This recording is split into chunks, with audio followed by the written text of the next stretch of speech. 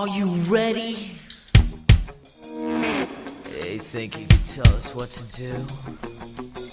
You think you could tell us what to wear? You think that you're better? Well, you better get ready. Bow to the masters. Break it down! Hi, welcome to another episode of Straight Lions Talk Podcast, off-season edition, your Detroit Lions information center for everything happening Detroit Lions. This week, no exception to that rule. We'll be talking about Bob Quinn in his first season as the Detroit Lions general manager and some of the moves he's made during his first free agent signing period as general manager for the Detroit Lions. What is Bob Quinn doing? Some of the fans are starting to ask, what the heck is going on with the Detroit Lions? What are these moves that Quinn is making for the Detroit Lions? We think we have some answers for you. We think we understand where this is going. We think we understand how the Detroit Lions could look during the 2016 season on and off the field. We also believe we see a tendency with Bob Quinn and how the Detroit Lions could be doing things in the 2016 season on the field. We'll be talking about that. We also have some breaking news. We are working currently on an mock draft for the Detroit Lions, because that's what we do here, only Detroit Lions. It focuses solely around the Detroit Lions and how we see the Detroit Lions drafting this April in the NFL draft and some of the moves we'd like to see the Detroit Lions make due to free agency. Some of the moves are just moves we believe would be great moves for the Detroit Lions in the draft. This draft also takes into account the compensation picks we have received last week for the loss of Nick Fairley and Ndamukong Suh. Those are included in the 3.0 draft. If you guys need to find that, you can find it on Twitter at STR Lions Talk. That is the easiest and best way to find us. That's what we like. That's one of our favorite sites. We find it easy to use, and it's the fastest and quickest way to get out direct information to you guys. If you guys want to follow our podcast, you can follow it on iTunes or Stitcher and YouTube. They can all be found at STR Lions Talk Podcast. Please subscribe to all of those, Stitcher, YouTube, iTunes, whichever format you like of social media. Please subscribe to one of those three, and it automatically gets uploaded to you. So you guys can listen to it when you're driving to work, working on the house, mowing the yard, spring's coming. Whatever it is you do to listen to podcasts, it's automatically uploaded into your iTunes account, into your Stitcher account, or on YouTube automatically, and you guys can listen to it every week. We do this show every week. We give you content on news that happens Detroit Lions every week, and we send it out to you guys. And because of you guys, we've acquired probably 30 new followers over the past 2 to 4 weeks. It's been great. You guys have been great. We really appreciate it. We appreciate everyone sending it out to all Lions fans, in-laws, co-workers, whoever and wherever. We would like you guys to send this out and be part of the Straight Lions Talk Nation. And we're trying to become the biggest and most known format for Detroit Lions information. We want to be the go-to place for every Detroit Lions fan to find information regarding the Detroit Lions, whether it's draft, free agency, front office moves, whatever it is. We want to be on the forefront of that, and we're starting to get there because of you guys. So please keep doing it. Make this a movement. And it's only because of you guys we've had the success we've had so far. So please keep sending out the show, keep sending out the podcast, whatever it is. You're at a bar talking to a guy, and you start talking Lions football, say, hey, have you checked this out yet? Check out this podcast. They do a great job there. We really appreciate it and everything you guys do for us. And if YouTube, Stitcher, and iTunes is not a favorite format for people to follow us, you can also follow us on Vine. You can follow us on Instagram. Just different avenues for you guys to follow us at STR Lions Talk Podcast. That's always the address. Straight Lions Talk Podcast. You can find us on YouTube, iTunes, Stitcher, Instagram, Vine, and Twitter. So please follow us on one of those 6 formats, and we can get the show out to you every week. We really appreciate everything you guys have done for us. and we can't say enough about the fans we have. So today, like I said, we're going to be talking about Bob Quinn and some of the free agent moves he's currently made as the Detroit Lions' new general manager in the 2016 season. Quinn started off with a bang, as we talked about last week, signing Marvin Jones, 5 years, $40 million. And then after that, some of the moves, well, quite frankly, have been boring. There's not a lot to talk about. Trayvon Wilson, Stephon Charles, Johnson Batamosi, Raphael Bush, re-signed Lions, Haloti Ngata, Tyron Walker, Tier Whitehead, Stephen Tulloch. We don't know where that stands. News came out today that he will be cut or possibly traded. I don't know what trade value you could get out of him. Maybe a backup guard. I don't know. So I imagine he's going to be cut whenever it is cap friendly for us to do so. Also re-signed Dan Orlowski and Tim Wright. There is news today that the Detroit Lions have been in some discussion during the owners' meeting with trying to extend Darius Slay for the future in Detroit, which is good. I was hoping the Detroit Lions were going to do that. I hope they were going to try to re-up him and get him signed earlier than later and try to be out in front of this. Is something we've talked about a lot with Bob Quinn. We think he's going to be out in front of these moves for players he feels deserves the extension. I think there's going to be some hard feelings at times with Lions fans and players in the Bob Quinn era. I think you're going to have more moments of, I can't believe they did that, in regards to players that they don't re-sign on the Lions roster. I think those moments are going to be more frequent than the moments of, oh my God, I can't believe we signed that guy in free agency. I can't believe it. That's so awesome. I think they're going to be more, I can't believe Quinn didn't re-sign him, X-player. I can't believe they didn't extend him. Why are they letting him go? He's an idiot. I think that's going to be more the sentiment and the statements that are made early on until ultimate success is had by Bob Quinn in his tenure as the Lions' new general manager. If he does do that and cuts players that a lot of Lions fans believe should stay or be extended, and Quinn decides to let them walk, and the Lions win, won't be a problem. But if the Lions lose and he does that, it will be a huge problem, as we have seen in years past with other GMs and coaches from years past. But for the Detroit Lions in the 2016 season, like I said, so far it's been boring. We've also signed Jeremy Curley, former wide receiver of the New York Jets. That's a move the Detroit Lions made yesterday.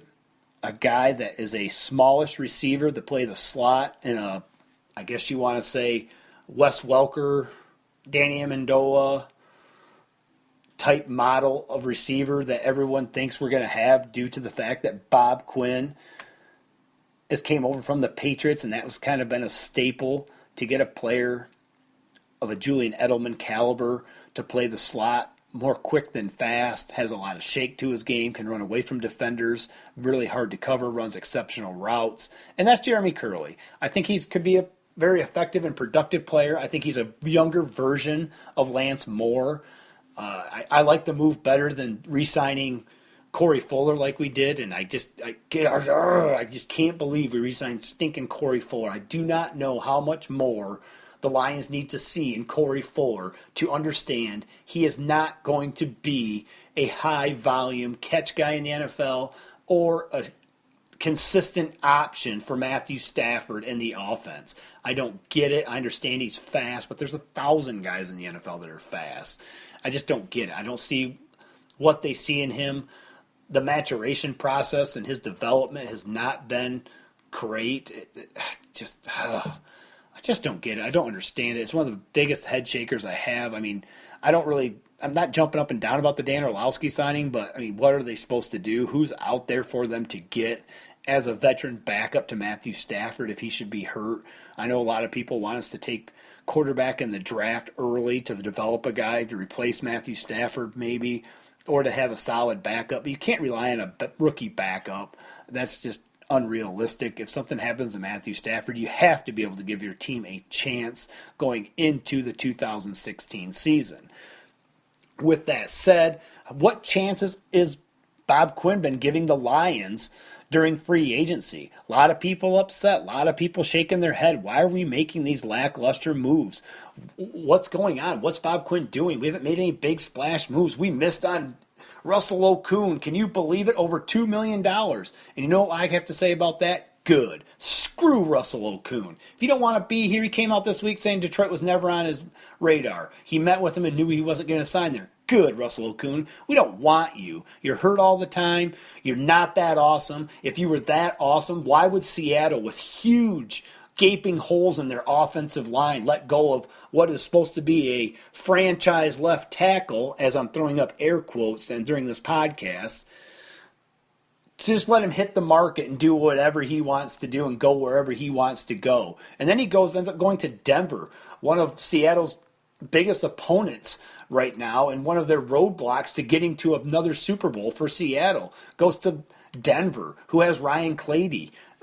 He's his own agent. What an idiot. Only a person like Russell Okung would go to Denver. I understand he made more money. Good for Russell Okung. Can't knock him for that. But I am glad Bob Quinn and the Detroit Lions, under this new management and front office team, decided that Russell Okung was worth $6 million a year, basically on a one-year contract, that were incentive-laden contracts that would kick in if production was met during the contract. I love that. Those are the contracts Quinn is signing players for.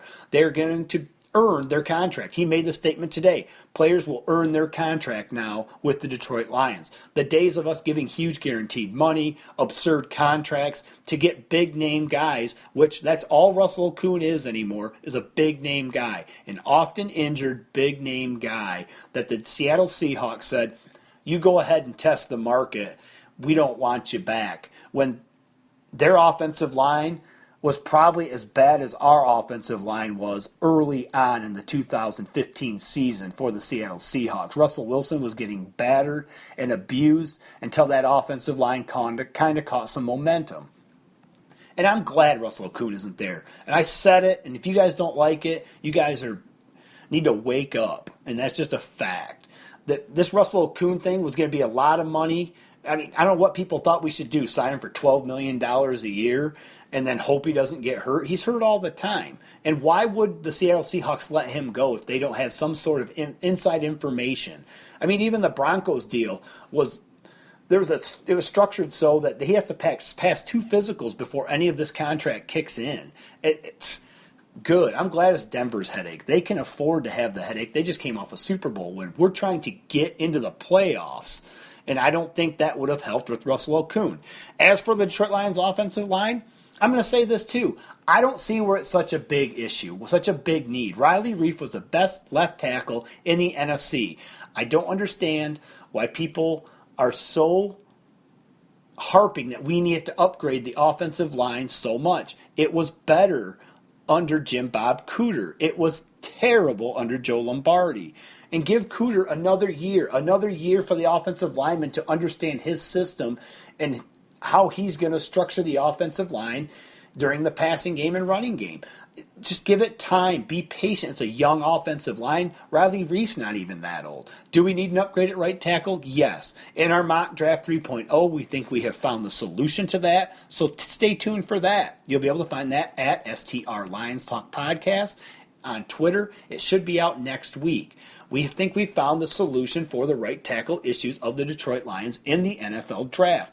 It's something I wasn't a big proponent of. I've talked about the Detroit Lions going out and acquiring a veteran right tackle because I thought the offensive line was too young the way it stands currently with Larry Warford, Travis Swanson, Laken Tomlinson, all being 2 to 3 year guys. And maybe they need a little more veteran presence on that offensive line. Now, the free agent pool's getting a little thinner talent-wise. And can you find a diamond in the rough? Maybe Quinn can. Like he said in his press conference today, it's nothing I haven't done before. It's what I did at the Patriots. I had to find cheap players to fill holes all the time, and that's what we did there. And I understand that the offensive line was an issue last year, but I don't think it's as big of issue as people are making it out to be. I don't, and I think it's going to come to fruition that I'm right. I think people are going to say, well, Jim Bob Cooter's system is so much better, blah, blah, blah, blah, blah, blah. Do people need to play better? Yeah, Laken Tomlinson needs to get stronger and play better. He got bullied around last year. He was good in the run game. He's terrible in the pass game. Travis Swanson hasn't lived up to expectations so far. Maybe he's a better guard than center. He was a great center in college. Maybe it doesn't translate to the pros. I thought he'd be better than what we had prior to Travis Swanson, which was Dominic Raiola, someone I loathed and couldn't wait to get out of town, and I don't want him back. And the people saying he was a leader, they're wrong too. I think he was a leader by running his mouth. I don't think people followed him. There's a whole lot of ways you can be a leader. I don't think in any way, shape, or form people were commenting how great a leader Dominic Raiola was when he left, that they left, the heart of the team left.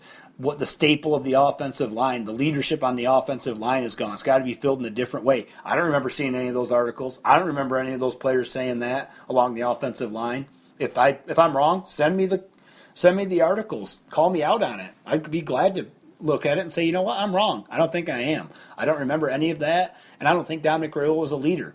Does the Lions' offensive line need leadership? Yeah, it does. And I thought that's why they'd go out and get a right tackle, a veteran guy to come in and fill that hole. And they still might. There's 5 months till the season starts, guys.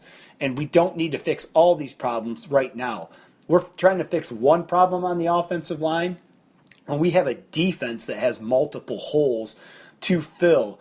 While the Detroit Lions have made moves to fill that hole during the free agent period, signing guys like Stephen Charles, Johnson Batamosi, more of a special teams guys, Raphael Bush, who is probably going to be the starting safety, but he's also going to compete against Trayvon Wilson, a former New England Patriot, for snaps at the safety position. They're moves I like. If you guys haven't noticed some of the things Quinn has been doing here, especially on the defensive side of the ball, Quinn has been getting guys that run a 3-4 system. And if you don't believe me, let's take a look here. Trayvon Wilson from New England. Now, they run a combination system. It's more of a scheme fit per opponent system, which I believe the Detroit Lions are going to. We'll get into that in just a second. But Trayvon Wilson came from a 3-4, 4-3 style defense in New England.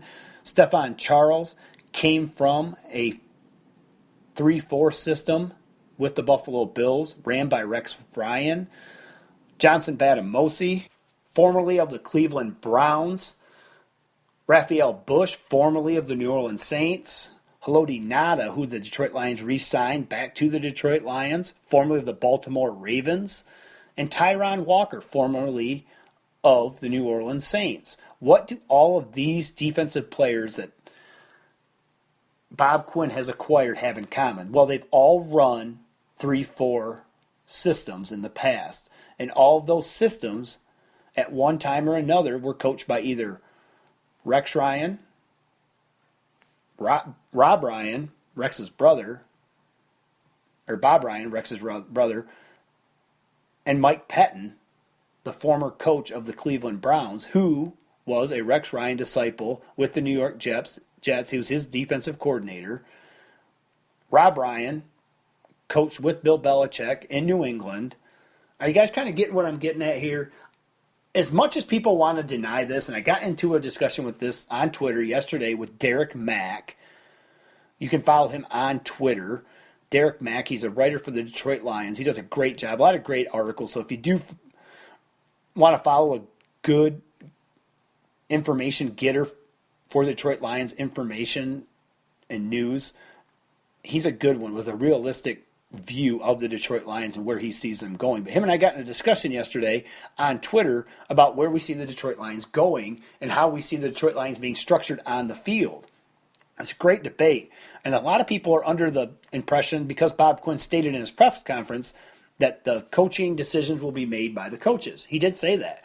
And he would let them decide what kind of schemes and defenses they'd like to run or offenses they'd like to run. Okay. I got to call BS on that. And here's why. Has anyone out there listened to Bob Quinn speak at his press conferences or in any other manner since taking over as the Lions general manager. He doesn't sound like a guy that's just going to go with the flow.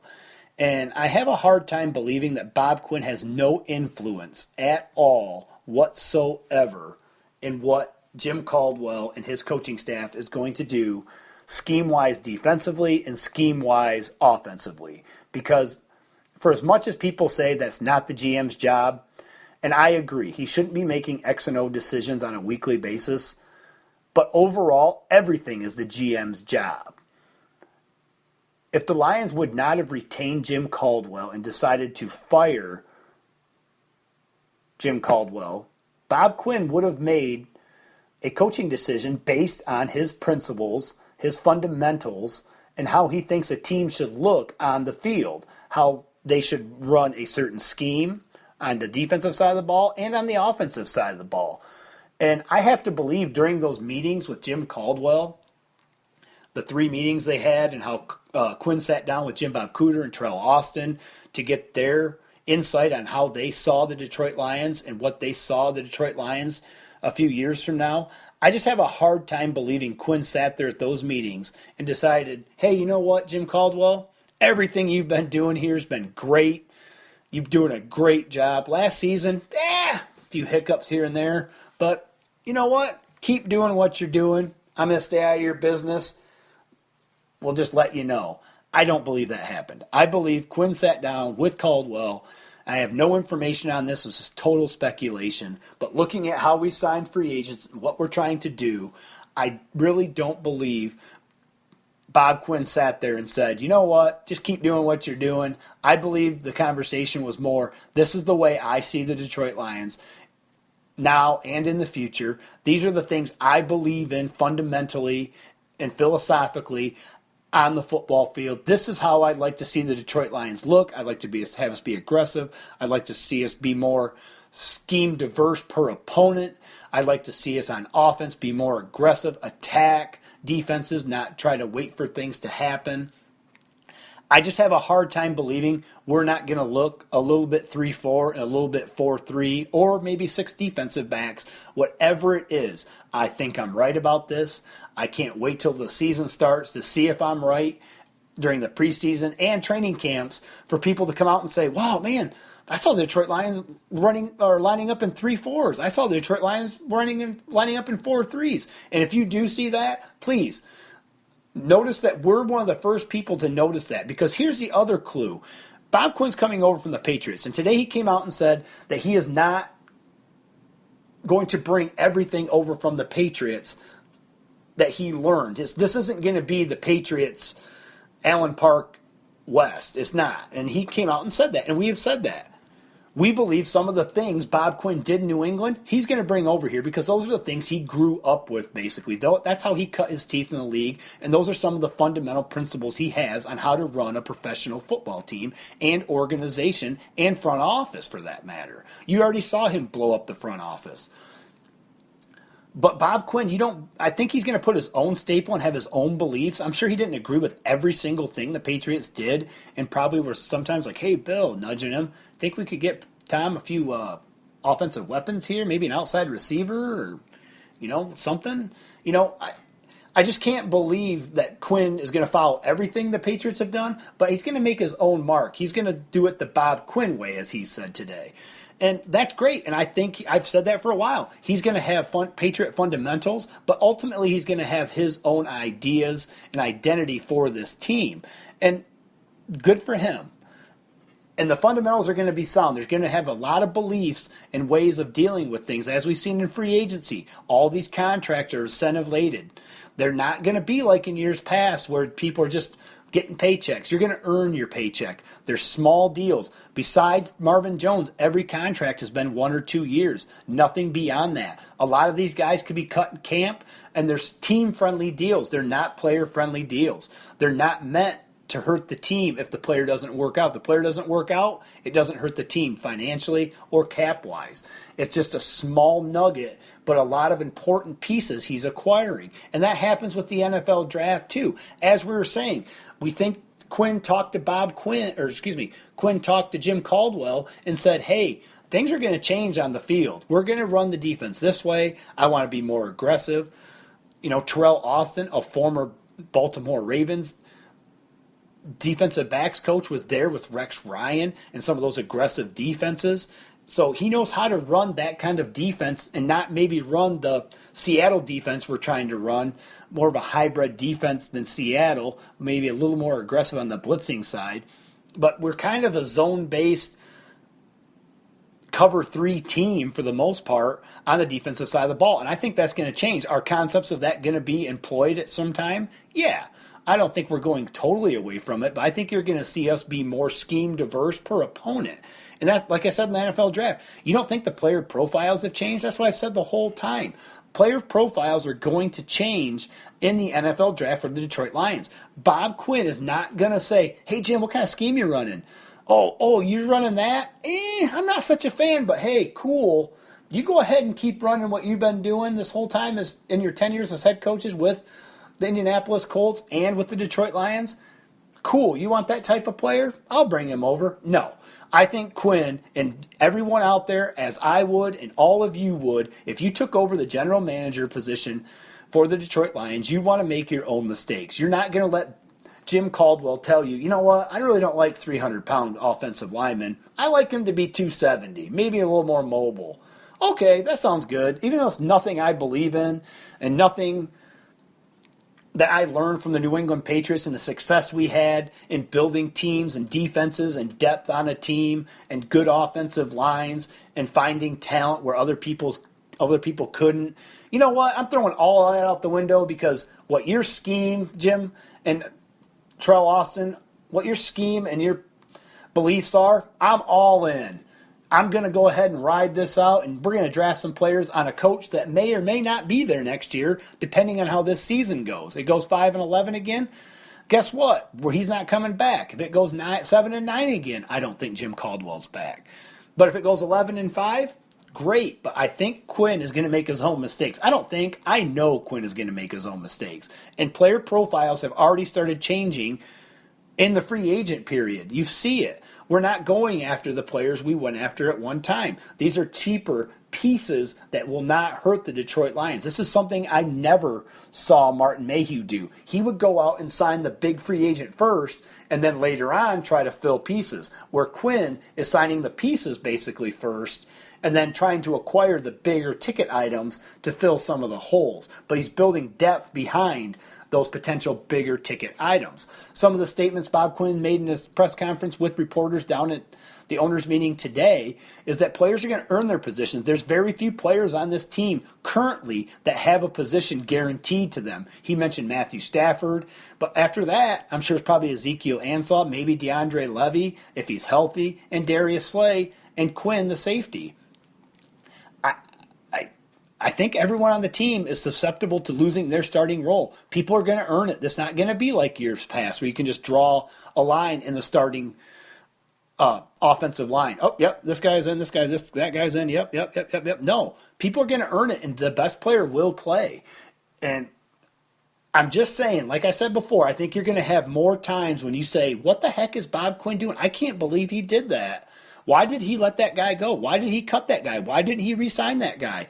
More often than you're going to say, I can't believe Bob Quinn signed him. Holy cow. I was actually shocked they signed Marvin Jones. I was dumbfounded by it.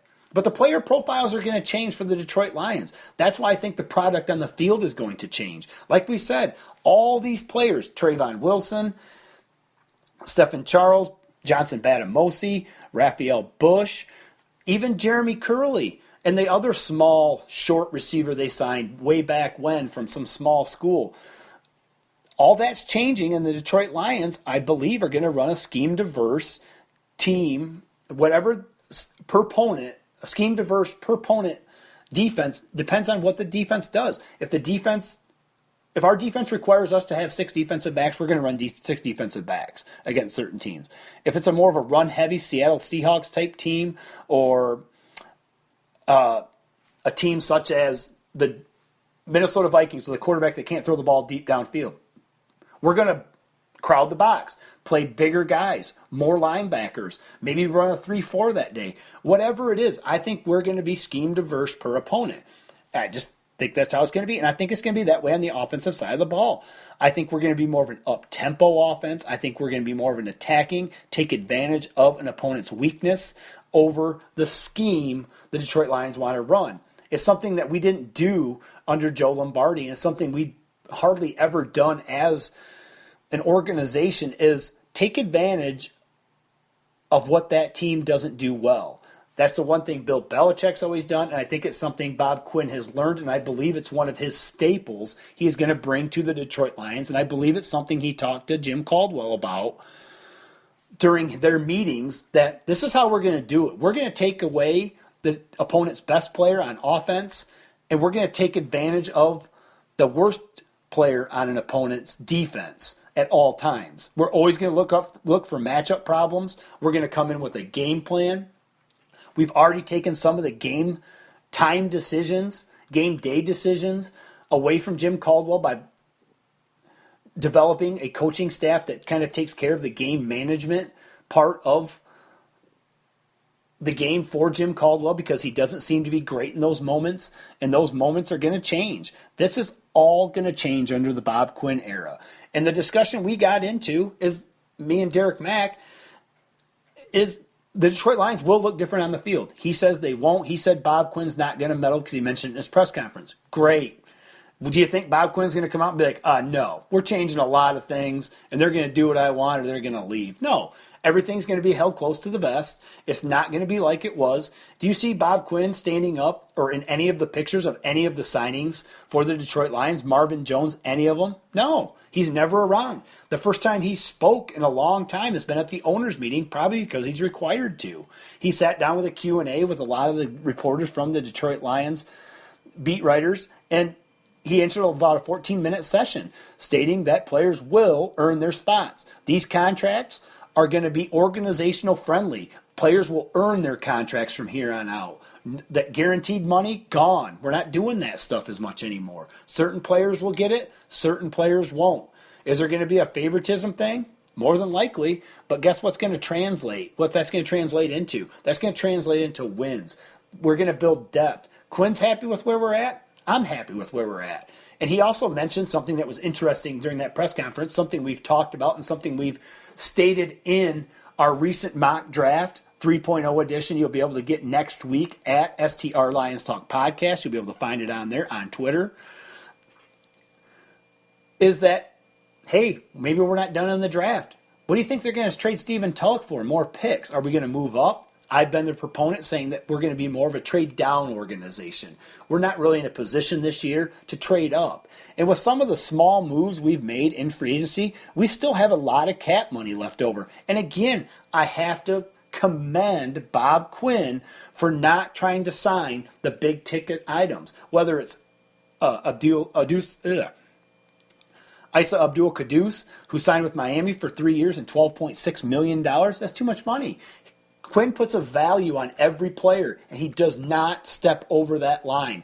Here's the contract. If you want to be a Detroit Lion, then sign it and come on over. Other than that, we're not signing you for a penny more. And I love that. I love that he hasn't spent the whole treasure chest of free agent money we have finally accumulated over all these years. He's leaving money in there to make signings for current players on the roster, to extend them, and to have money in reserve in case certain players come up due to whether it's contract situations with other teams and certain players get cut. We'll have money to acquire those players, where in years past we had to restructure contracts.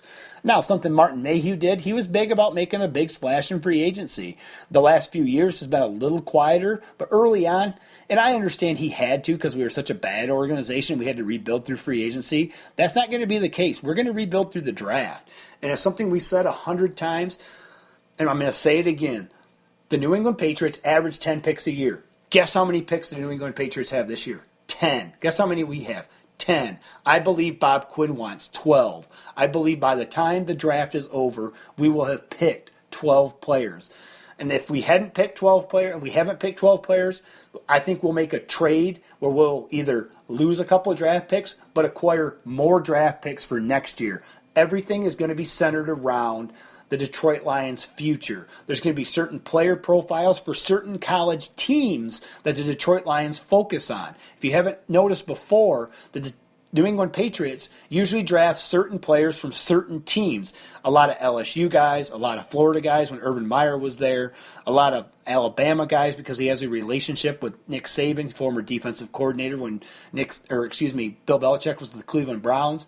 And the Rutgers, a former Greg Schiano. Greg Schiano was a former Bill Belichick disciple years ago in Cleveland. So those are the type, they have models and formulas and formats all and analytics worked out for these collegiate programs in college for players in the development those players receive in college, coaching-wise, that they like. And that's the reason the New England Patriots seem to draft players more often than not from those types of schools. And the Detroit Lions are going to follow that format. So don't be surprised if a lot of the players the Detroit Lions decide to draft are from SEC schools, big-time programs. I don't think you're going to see a lot of small school guys.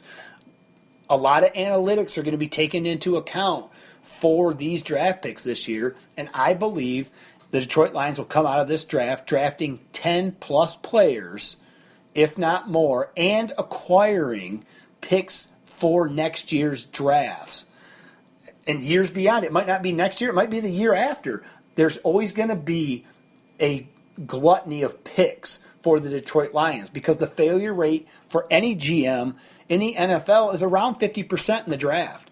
So if the Detroit Lions have 7 picks and those fail, you're looking to get 3 or 4 guys. Quinn and the New England Patriots, Denver Broncos, their philosophy is, let's get 12 picks, then we get 6 players instead of 3, possibly 4. So they automatically get an extra 2 or 3 players that could potentially be Pro Bowl players, they could potentially be a Hall of Fame player, or they could be a 2 or 3 year player that fits a need for that 2 or 3 year period that would help cover up maybe some holes or issues within an organization, whether that be the Patriots, whether that be the Broncos, or whether that be the Detroit Lions. This is going to be different. It's going to feel different. It's going to take some time for people to come into grips, get a hold of this situation the Detroit Lions are creating under Bob Quinn. People are going to be upset with it. I'm not upset with it one bit. This is how this should have been run for years. This is why we've won one playoff game in the last 50 years. This is why we've been to 2 playoff appearances in the last 15 years. This is why we haven't won a playoff game in 25 years. This is what the next step is. It's going to be tough to take. It's going to be hard for us Lions fans not to get used to not signing the big name free agent. It's going to take a long time for fans to get accustomed to this is how the new Lions are going to run their organization. It's not going to be like it was. We said it 100 times. The New England Patriots have had 55 draft picks the last 6 years. As it stands now, they've had 65 draft picks the last 7 years. They average 10 picks a year. We're going to average 10 picks a year under Quinn. We're never going to be 3 or 4 pick team. We're not going to be the Atlanta Falcons with Thomas Dimitroff, who's a Bill Belichick, Scott Pioli disciple, where we'd make a lot of outlandish trades to get a guy like a Julio Jones and lose draft picks for the future. Everything is going to be predicated around the future of the Detroit Lions going forward. It's not going to be like it was. It's going to take a lot of time for Lions fans to get that through their head. But that's what we're here for, straight Lions talk. We're going to give you guys this information. And what we've been talking about today, the Detroit Lions are going to look differently on offense. They're going to be more up-tempo. They're going to have a more attacking style at all times on the field, on the offensive side of the ball. We're going to attack people's weaknesses on both sides of the ball. It's not going to be like it was before, where we just have a scheme, and the scheme takes care of itself. You heard Jim Caldwell talk about the scheme. The scheme. You guys don't understand the scheme. You guys don't get it.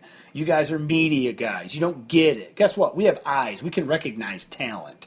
and we can recognize issues and problems on the field. It wasn't hard to figure out the Detroit Lions were bad on offense under Joe Lombardi. It wasn't hard to figure out the Detroit Lions the last 2 years have been terrible running the ball.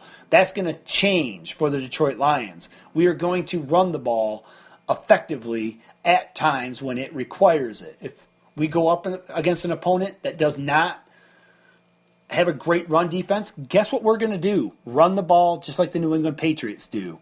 When they have to run the ball, the New England Patriots can run the ball. Now, has it been something that the New England Patriots have lacked from previous years? Yes. They've kind of gotten away from it, but I think they're trying to get back into being a run team under Tom Brady these last few years of his career. The Detroit Lions are going to be that way too. An opponent's weak against the pass, we're going to throw the crap out of the ball 60, 70 times. If they're terrible against the run, we're going to run the crap out of the ball.